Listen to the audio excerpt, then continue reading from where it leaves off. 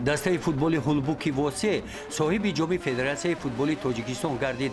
Бахшида ба ин муносибат ҳайати бозингарони дастаи Хулбукро мухлисон дар варзишгоҳи марказии ноҳия бо хурсандӣ истиқбол гирифтанд.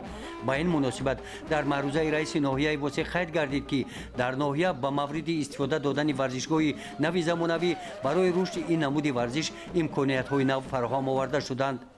این مسابقه از 28 январ تا روز 20 فوریه ادامه یافته. در آن 38 دسته‌های لیگای якум و عالی مملکت شرکت ورزیدند. در بازی فینالی هولبوک دسته‌ی برچی حصار را مغلوب کرد. در این مسابقه دروازه‌بان دسته هولبوک اسماعیل ابراهیموف بازیگر بهترین مسابقه معین گردید. برای این موفقیت و هوسمندی فوتبالبازان دسته هولبوک از نام مقامات اجرایی حاکمیت دولتی ناحیه با مکافات‌های پولی قدر کرده شدند.